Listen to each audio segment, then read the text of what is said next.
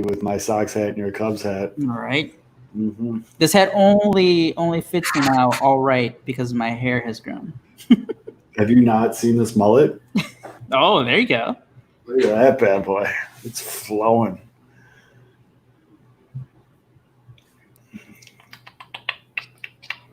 Let me just tweet it out and then we can start. Mm-hmm. Kevin's going to be pissed. You got Facebook messaged, you got phone called, and you got... He got all the, what was that thing that Ryan did in The Office? Woof? Woofed. He got woofed. He got woofed.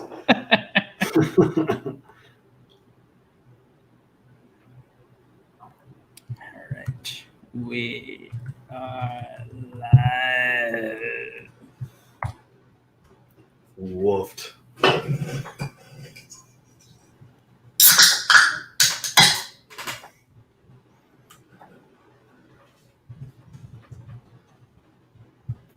Until today, that I saw that thing that Jared Mitchell was like the last mock pick for the Cubs. Mm-hmm. Oh, we're live right now. Hi. I was like, holy shit, the draft is next week. Yeah. And it's only 5 rounds. Jeez.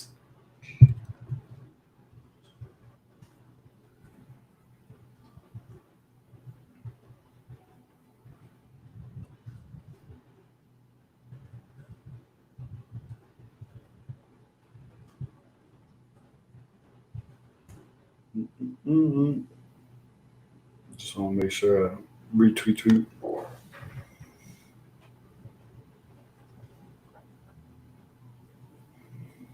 All right. All right. Do-do-do-do. Retweet that.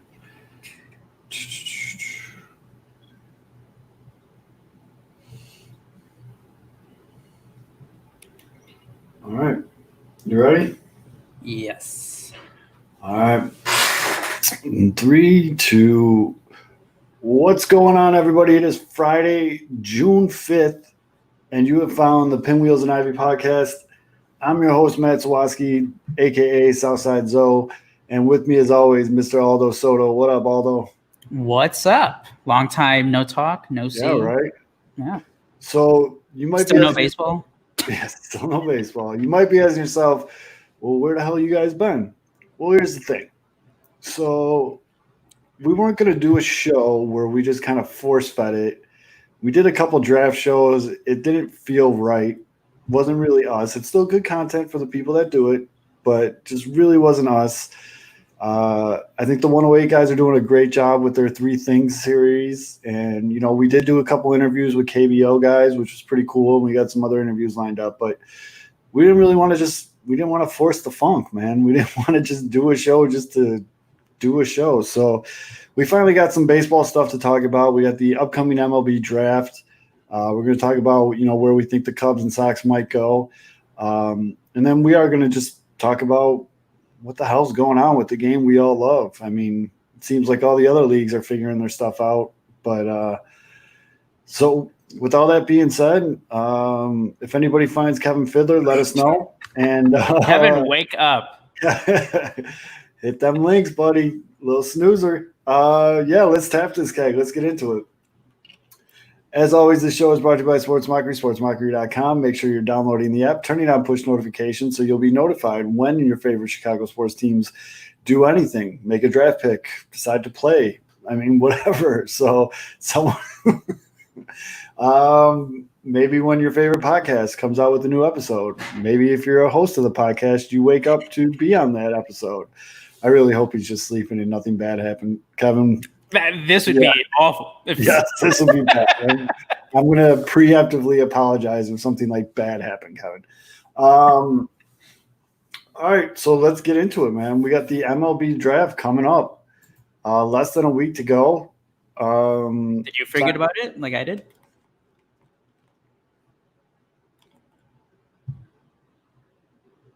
Oh, it froze.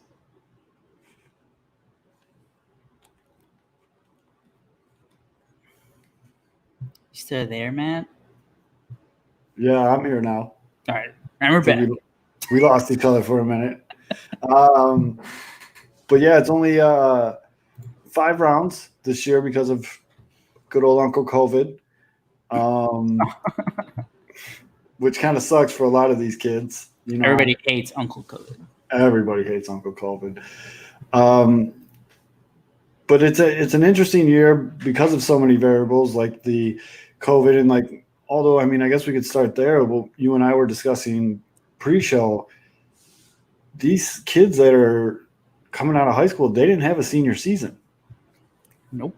So, I mean, you got to imagine that this is making the scouting department's job that much harder because they don't have that senior year tape. They got to go back and do their thing and do a lot of research. I'm a big fan of what they do over at futuresox.com.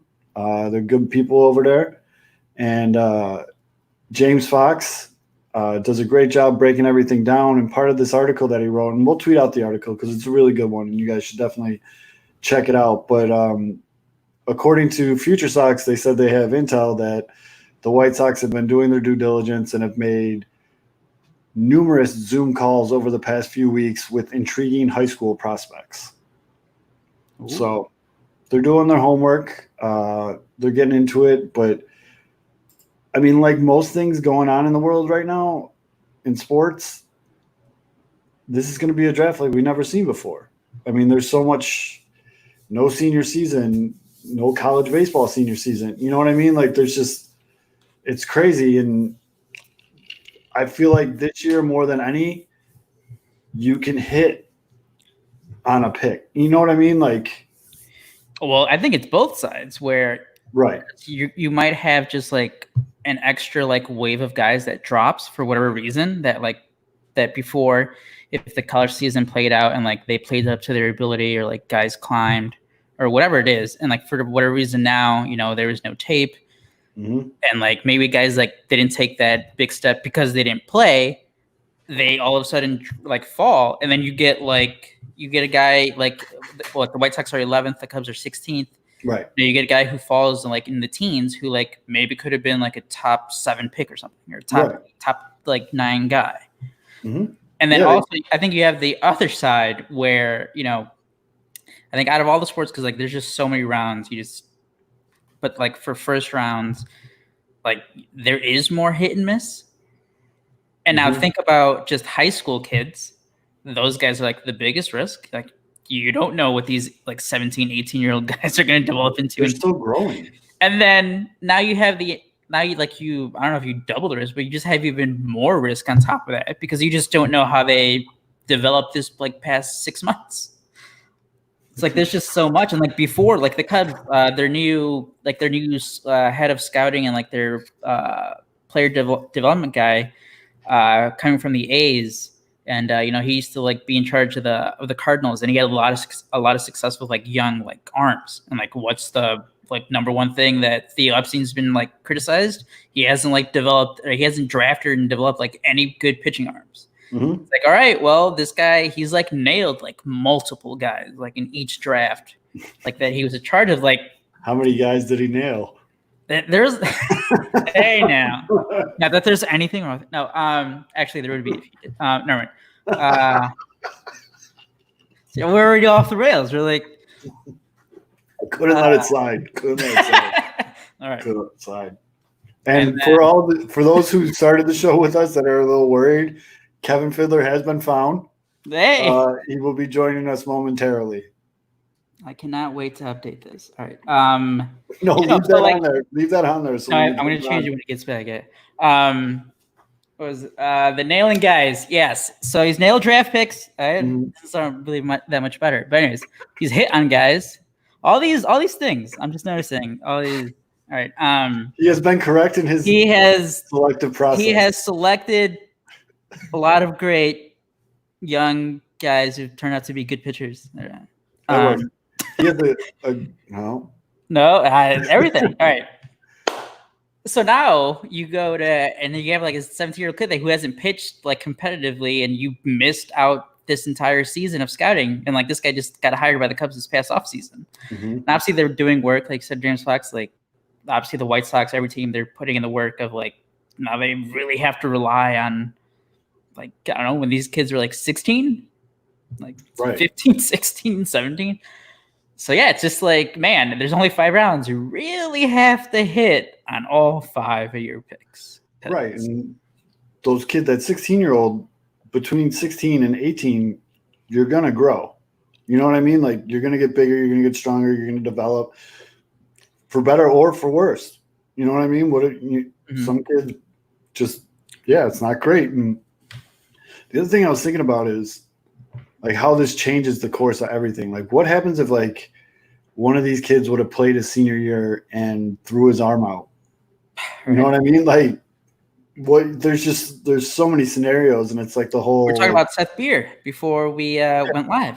How he was like the guy. The Sox were like, tank Sox for Twitter, beer. Tank for beer. Yeah, it was gonna be beer and burger. Remember? Mm-hmm.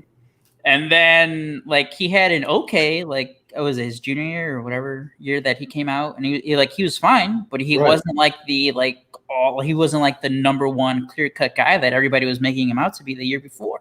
Right. The Astros got him, I think. Yeah. He's in Houston system. Sorry, my brain is just completely messed up by playing Road to the Show.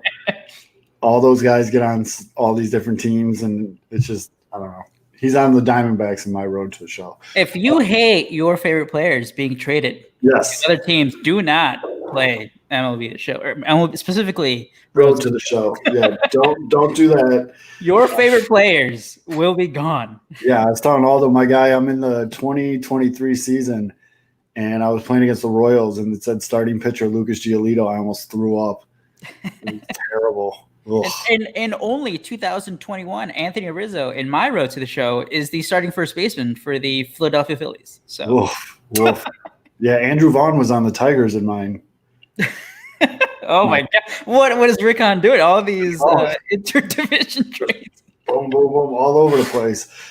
But yeah, there's just so many. It's like the whole butterfly effect thing. Like, it's just crazy how this is all going to play out. And I'm sure there's going to be a kid that's picked or that goes undrafted because there's only 5 rounds. There's going to be some kid that gets undrafted, gets signed, and he's going to turn out to be the best undrafted player in the history of Major League Baseball. I don't see that being that far-fetched. Yeah, I mean, yeah, because like I forget when like the news broke out that when it first came out, like I don't know, 10 years ago. That's how it feels like.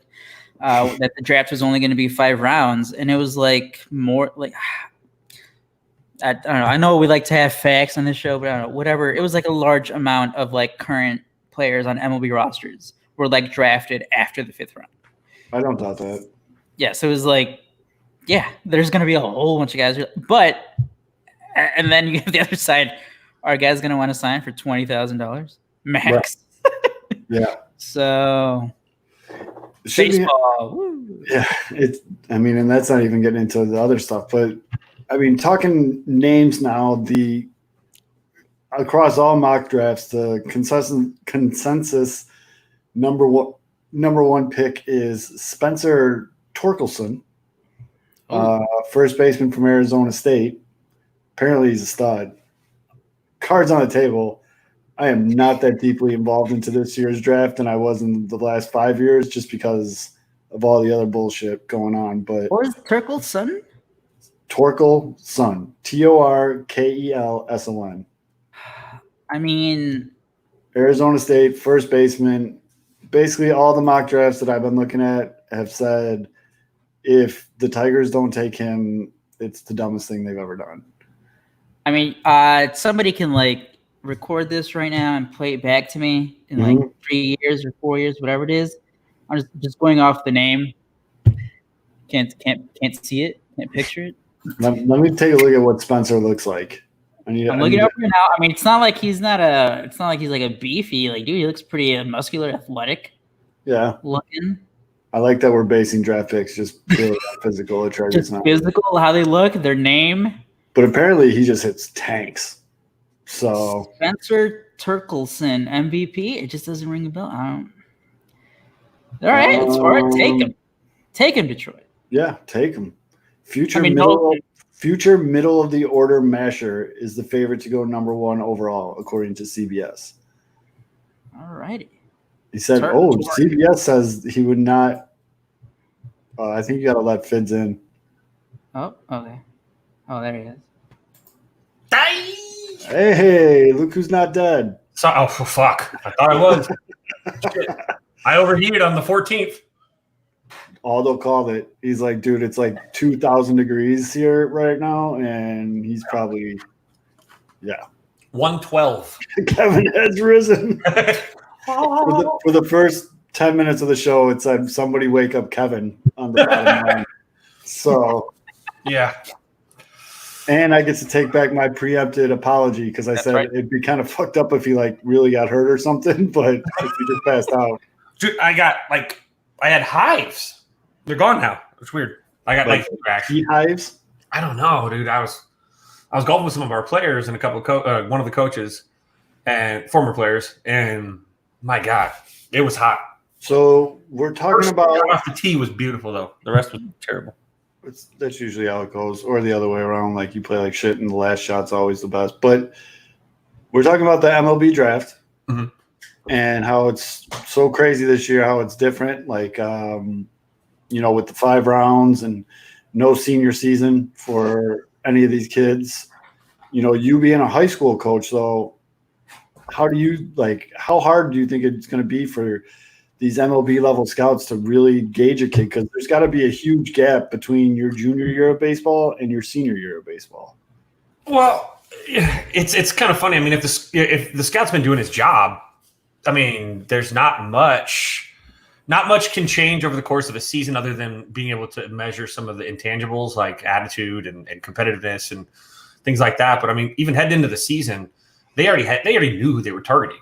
I mean, for the most part, it does muddy the water a little bit as far as someone that could have maybe that wasn't on the radar didn't get an opportunity to get on radar. But if you're a stud, they know you long before your junior year. Okay. And I mean, our guy Chris. Right now, we have a kid named Chris Cortez who throws 94, 95. He was a junior this year, he already had the crowds every time he pitched. We had a crowd. We had multiple games where early in the season, which kind of sucks. Early in the season, we actually paired him up because we knew that scouts were like, "Hey, when's Cortez throwing?" And we got it out. We did it against a team that had another guy that coaches early on. You do that with non-league games. You kind of coordinate. So a lot of kids, the really stud kids, probably got some looks early before things shut down in most areas. But those guys, I mean, they already knew radar wise. I mean, if you're a kid and you're a stud, it's the kid like you were talking about that transfers over and makes that jump as a junior to a senior that all of a sudden goes from he's 5'8" and all of a sudden he's 6'4". Right.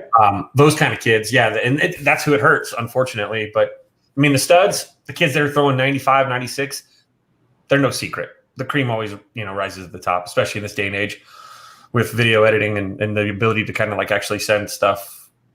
Yeah, that makes sense. Kevin, I wanted to ask you. I mean, like we said, it's only 5 rounds, and then after that, you can only sign for like 20,000 max for your signing bonus. Who's signing that?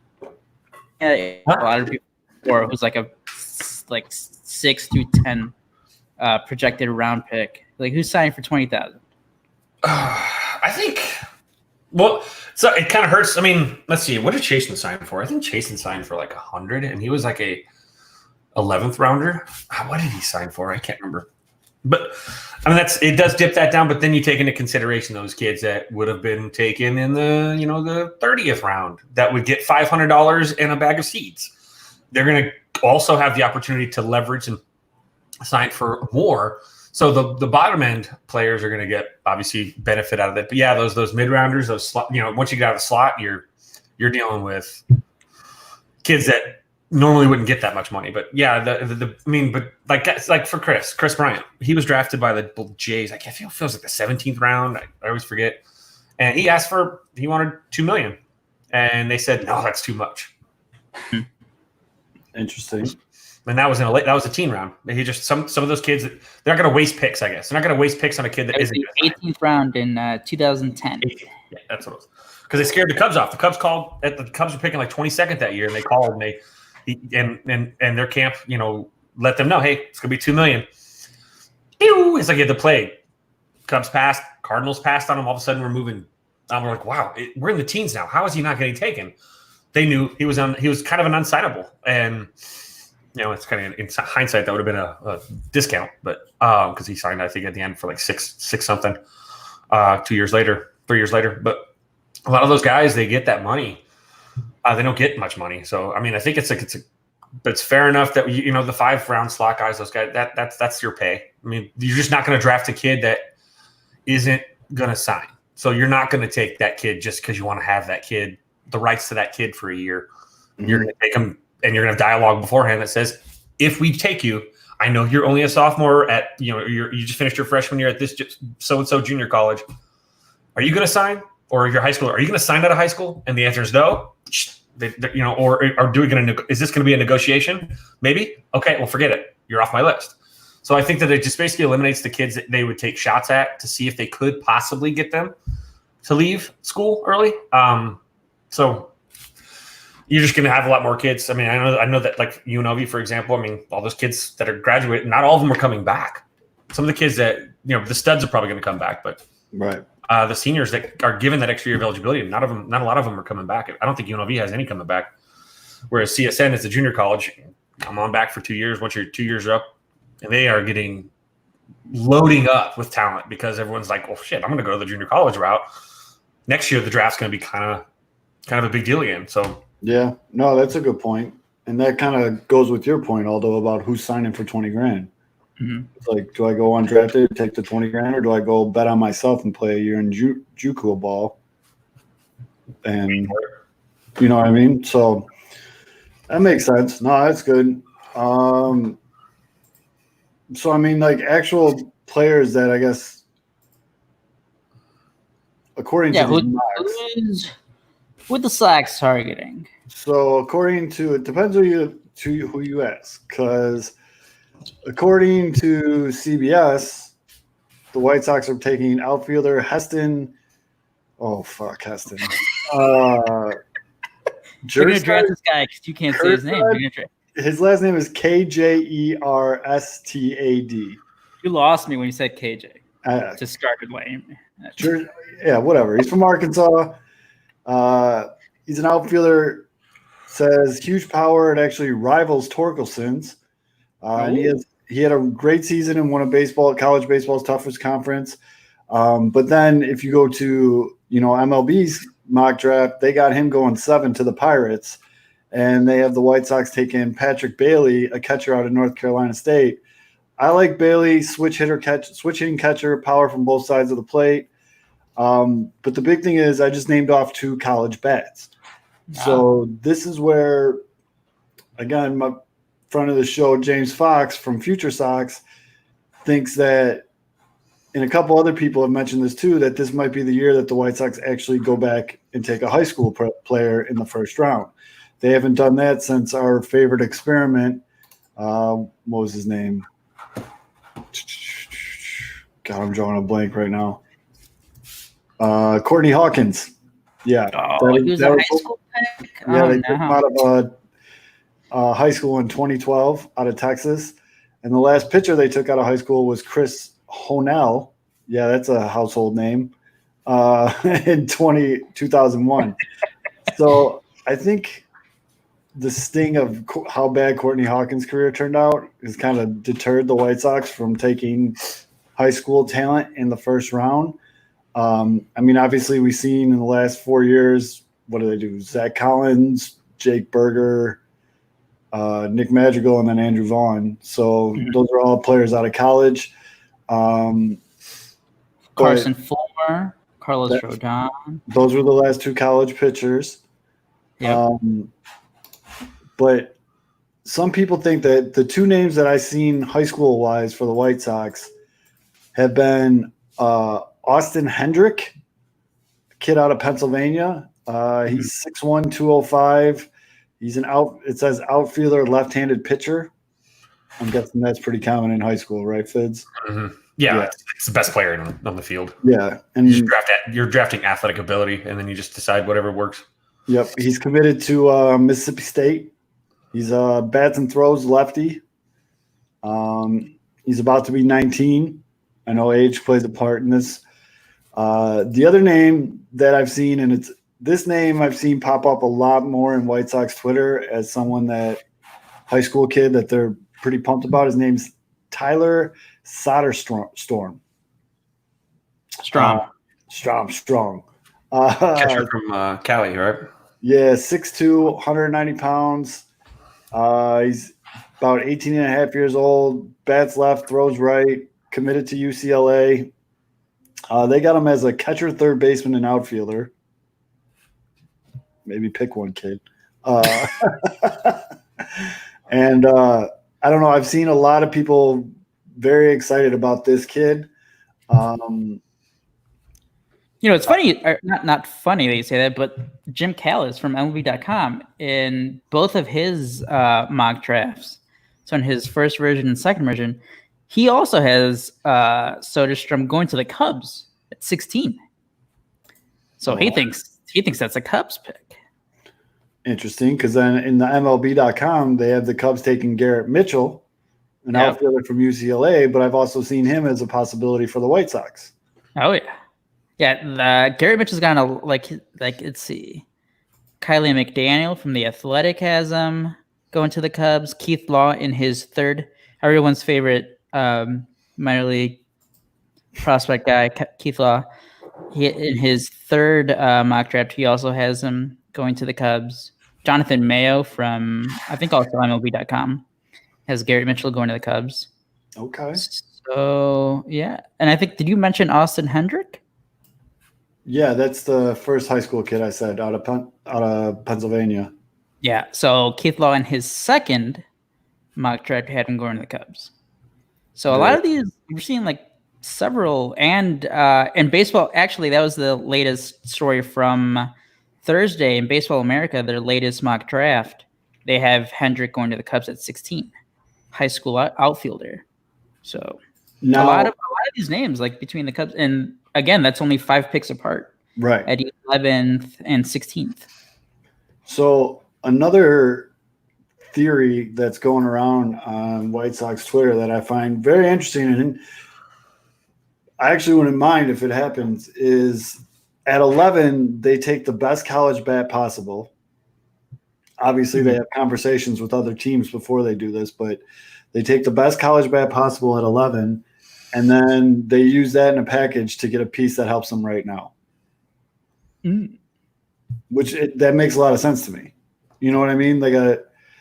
I know they have a very top-heavy farm system. They have needs at pretty much every position, but if you can get a kid, package it with another one of, we got a ton of outfielders in the system, and make a deal for, I don't know, maybe a starting pitcher, bullpen arm, something a piece that'll help the team right now, that doesn't upset me. Because the window for the Sox, at least, is theoretically starting to open.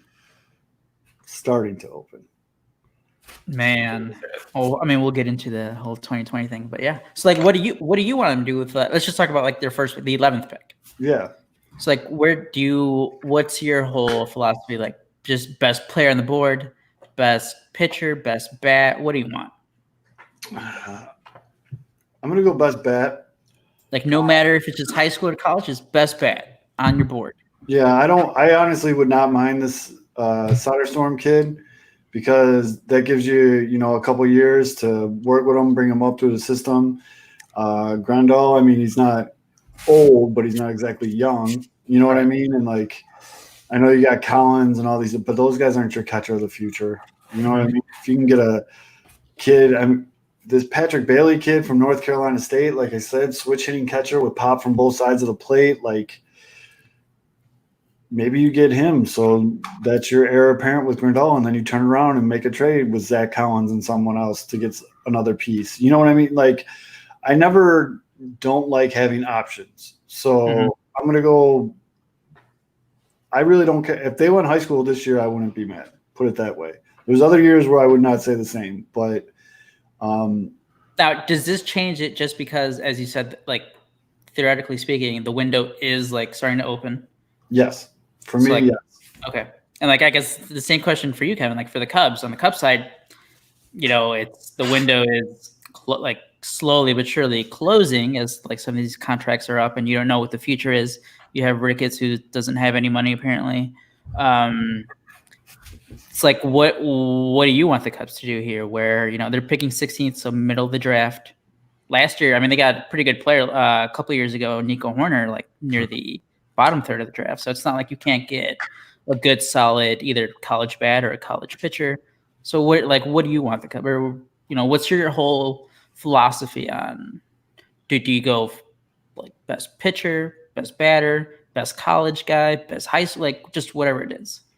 Well, I think Theo's been pretty clear and Jed about like drafting the best available person. Mm-hmm. Like obviously a couple years, in whatever it was 2013, they changed, what Theo and Jed did with their approach changed how the draft goes. Like the Cubs went in there and they just drafted, for a couple of years, they drafted the best mature bat with, it was, I think, back-to-back Chris and Schwarber. And Schwarber was the big, like, controversial pick. Because then it was like, you're just going. Yeah. And at that point, the Cubs are going, we're drafting almost ready bats. Mm-hmm. No pitching. And so when everybody else, generally in that draft, they were grabbing arms. So the Cubs were able to profit off of grabbing the bats that normally people might take. And then now it's flipped. Everyone kind of started following what they did. So now they're probably on that turn where they're going to probably they have to draft arms. I think that's like the big thing. I actually talked to the Cubs regional cross-checker out here. I want to say Sunday. He was, we were eating. And he was actually on the phone with he called my friend who owns a taco place down in the Green Valley Ranch. They golf together. And he's like, it's funny how everything's kind of changed. He's seen more arms. He's had to look at more arms than bats prior to the shutdown. And so at least that tells me the Cubs are probably going to go with an athlete. I think that like when you look at players, like I think, and even the MLB draft had it. I think they had they had him going after the kid Garrett Mitchell. Mm-hmm.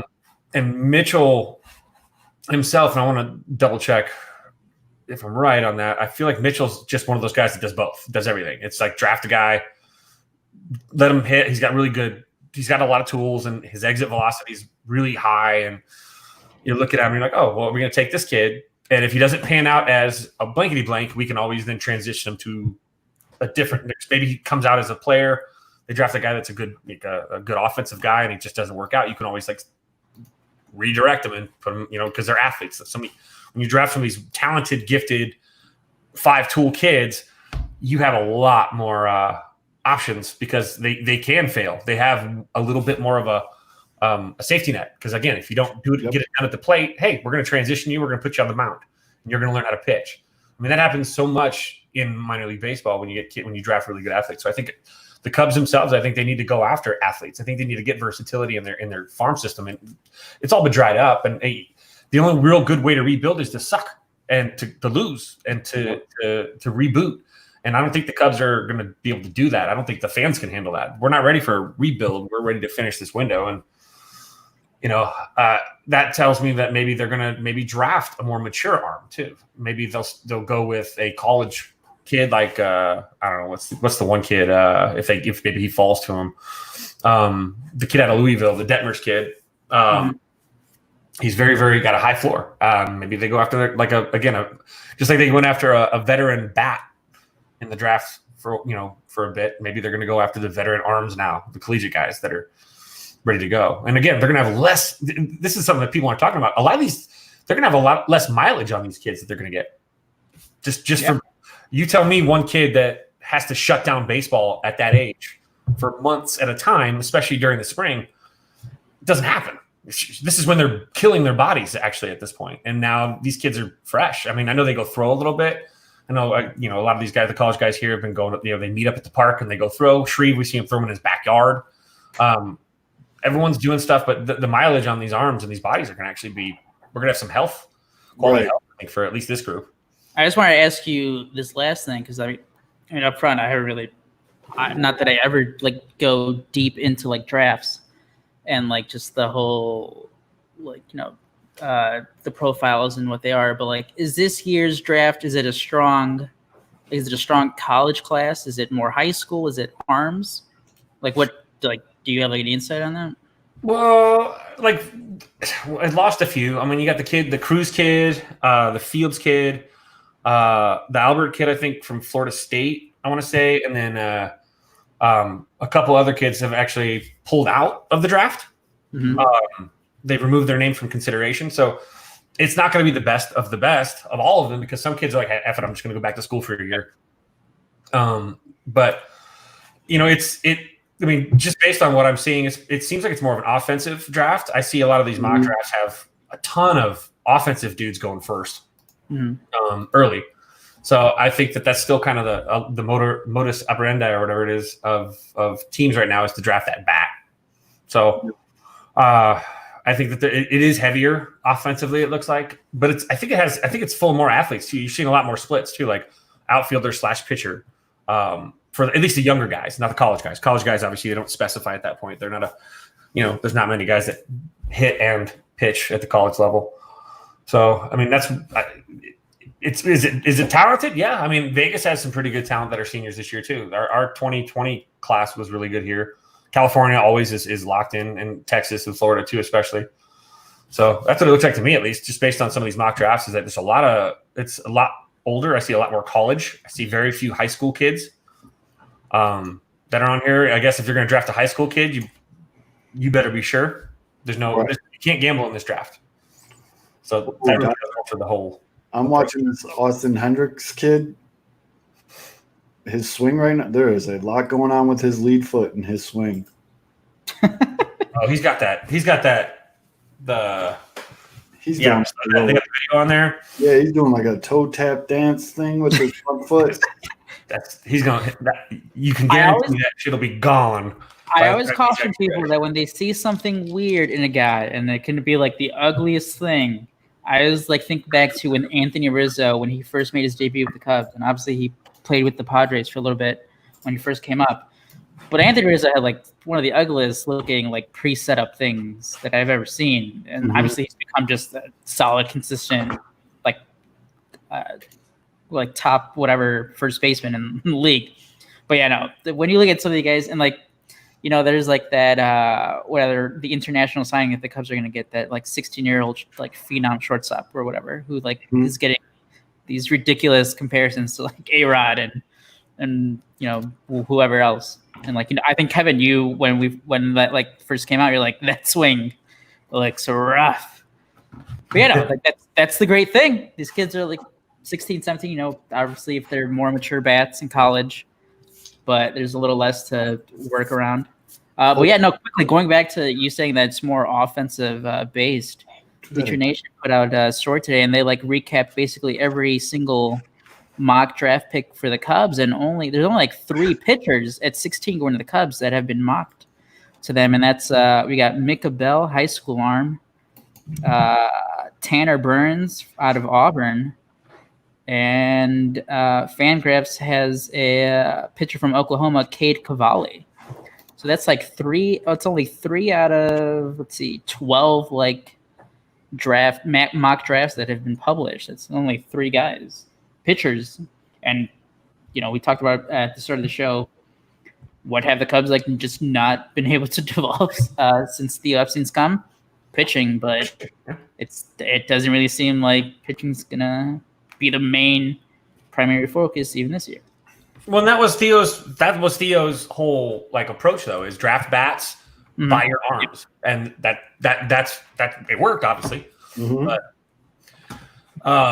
totally on a side note, by the way, Zoe, I just watched that kid. I sent a screenshot. He's where he's supposed to be with all that toe tap and all that noise. Yeah, I don't think that noise and toe tap will be around as he grows, but he's everywhere. He needs to be with his body at point of contact. So I just played it over 5 times. He does 5 toe taps before he makes contact with the ball. Yeah, he'll get rid of that. But if you look, his timing, that's a timing mechanism for him. The toe, it's tap, tap, go.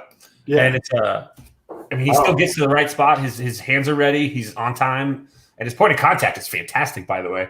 Yeah, it looks from that point, yeah, it's just when I saw that, it literally looks like he's doing the cha-cha slide before he gets to the ball. And he can get away with that against high school pitching. Yep. He's not gonna be able, he'll eventually he'll quiet down all that extra jazz because he's toe tapping different. It'll just be like a new TikTok challenge. Yeah, do that, Austin Hendricks. I don't even think I can replicate that. That's I'm trying to do it right now. It's not working. You got to change your MLB The Show guide to do that toe tap. I don't. That is not available. My poor dude's hitting like 212 at AAA as a 19-year-old. I feel Oh, so bad for him. no. Oh, buddy, I've won back-to-back Triple Crowns. Jesus. Let's go. Should be bigger picture. Yeah, no, I've changed my stance a bunch of times. I went from Mike Trout to Eddie Matthews to Ken Griffey Jr. to Yohan Moncada. Oh.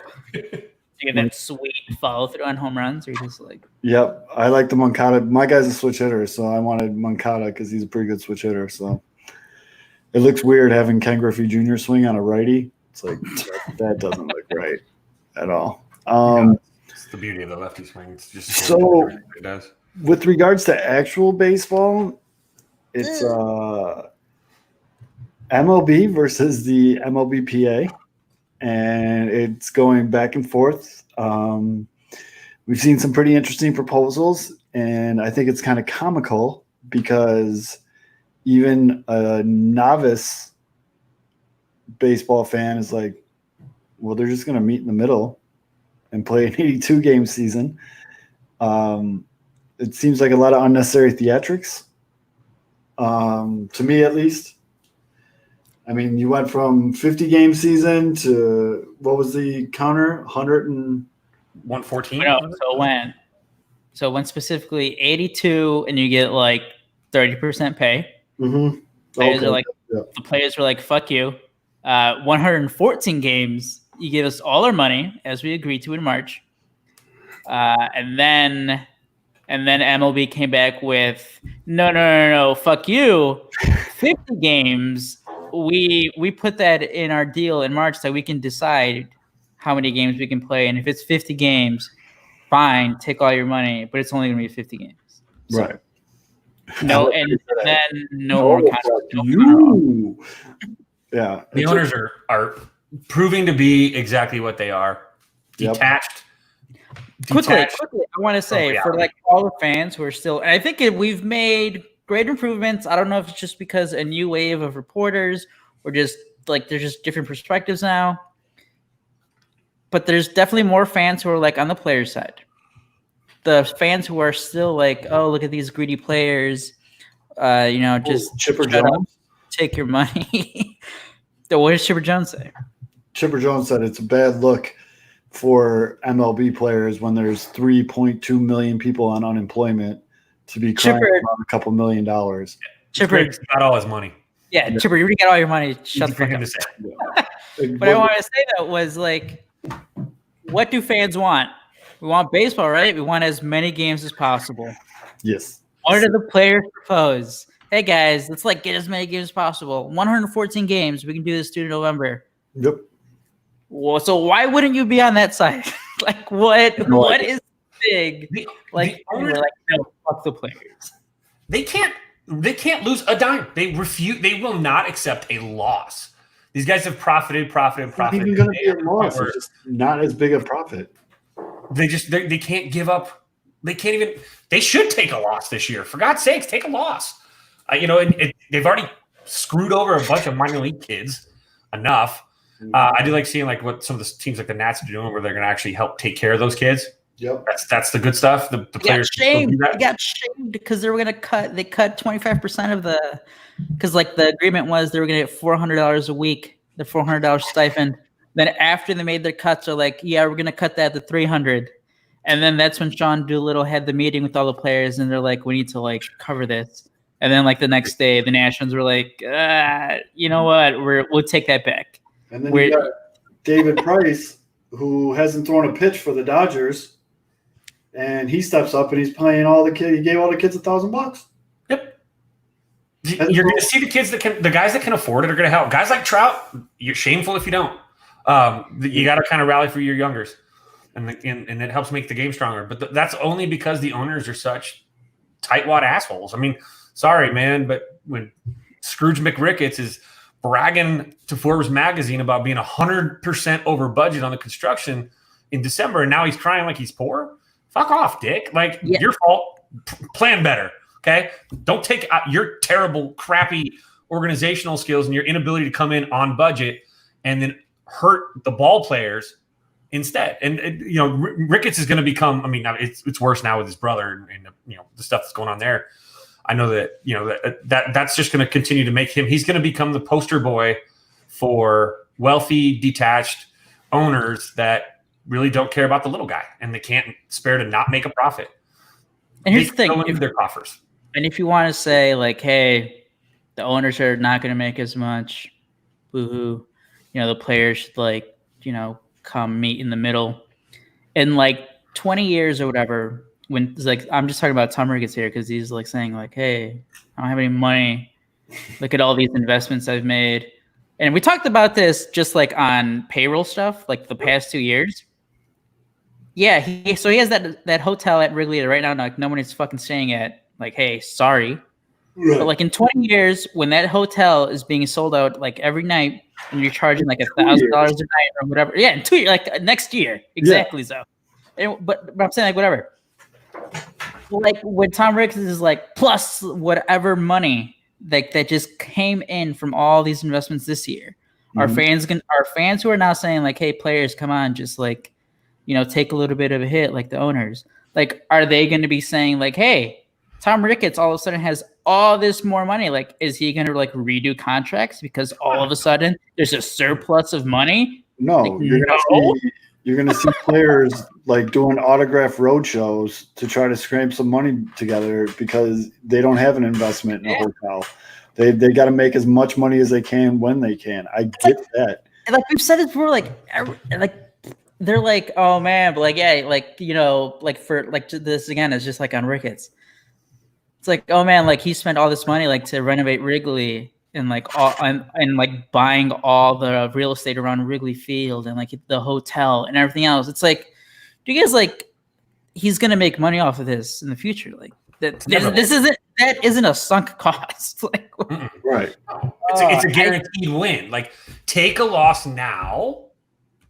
And then it'll come back. What are the Royals prices? Just a little bit of a hotel, maybe $5 a night, a little bit extra. You can make that back fast. What did the Royals sell for? Like more than $1 billion? And it's like owning a baseball team is the easiest. Number one, you don't have to try to win. As we've seen, you don't have to try to win. No matter what you're guaranteed, just at the end of it, if you sell, you'll make your like easy $1 billion. I'm a White Sox fan. I don't want to hear this whole like, oh man, they're gonna lose. Like, what did Rick say? They're gonna lose like $700,000 a game or something stupid. Whatever it was, it was like we're gonna lose all this money per game if we play. It's like they've got such narrow vision too. These owners don't seem like they can see beyond just this year. When they're talking about like when they cry poor, they're not listening. Like they're not going, oh, they're not thinking like Ricketts should. Or maybe he is and he's just a dick and he thinks that people are stupid.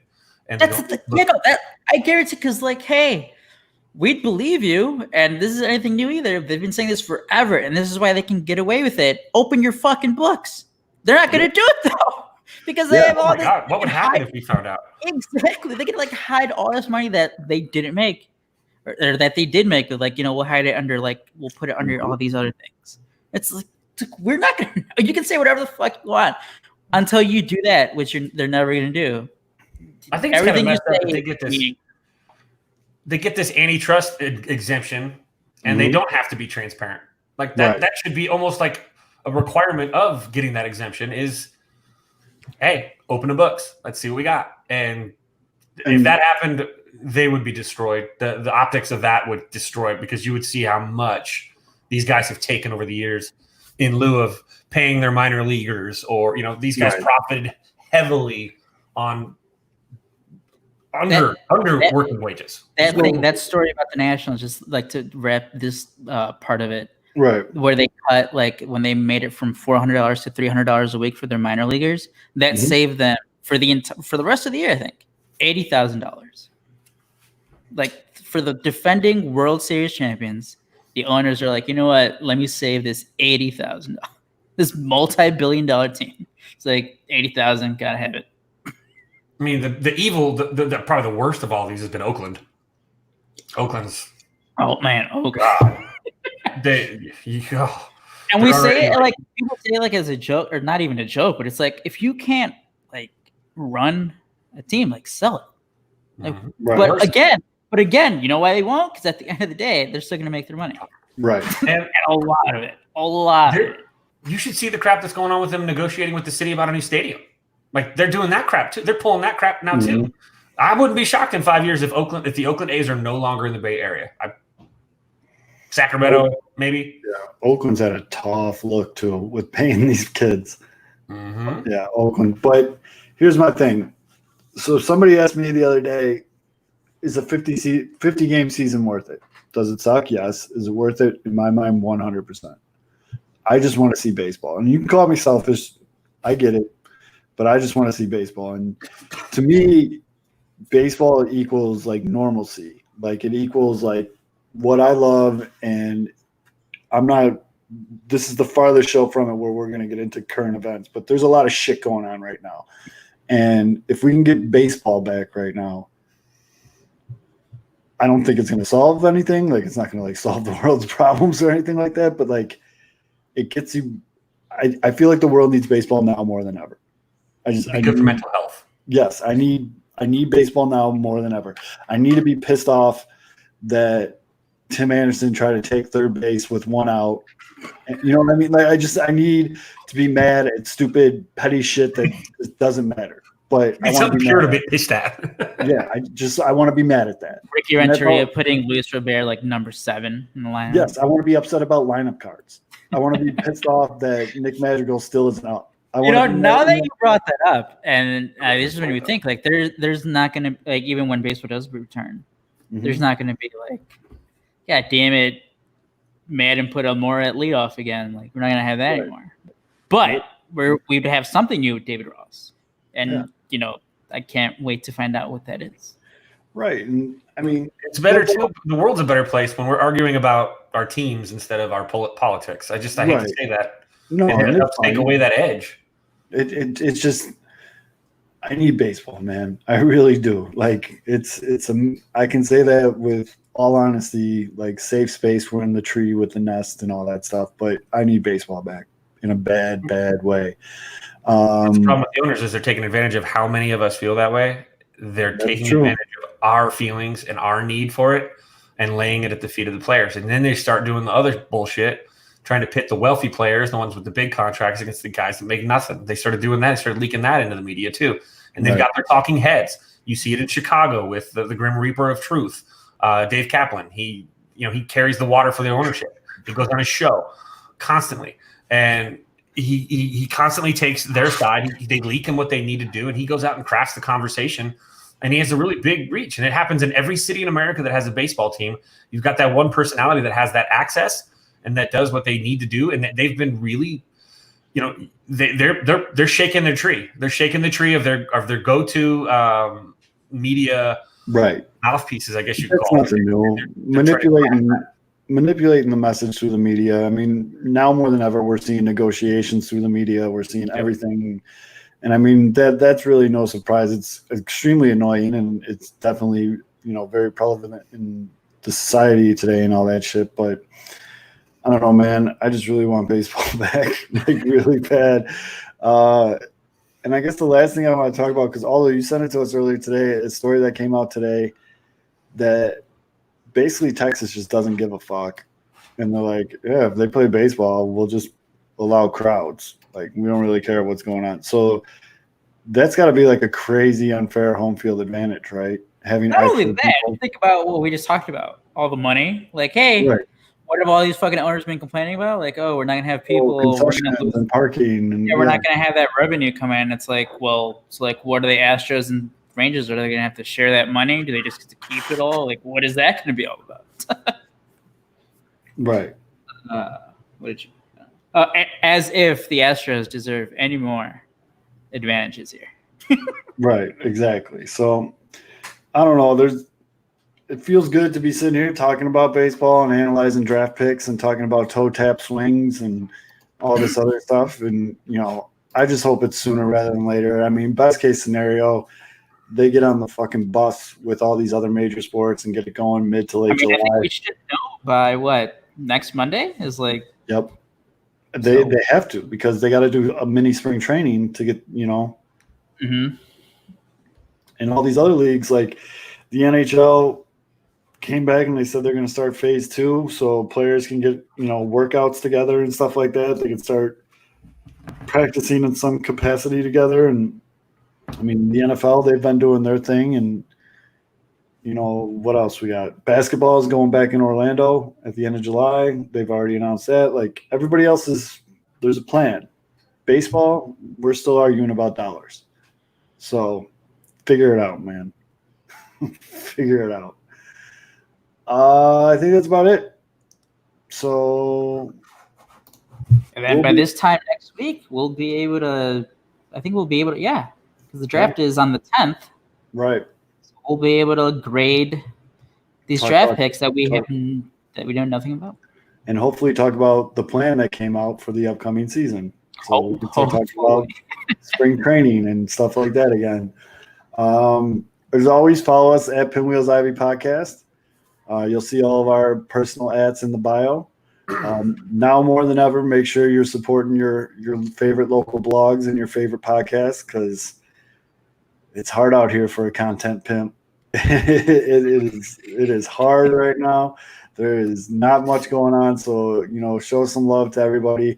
Again, the article we referenced multiple times during this episode was from futuresocks.com. Make sure you go and check that out. But yeah, for Aldo, for K-Fids, who looks hydrated now, and myself, Southside Zoe, this is the Pinwheels and Ivy Podcast, and we will see you next week. Take care, everybody.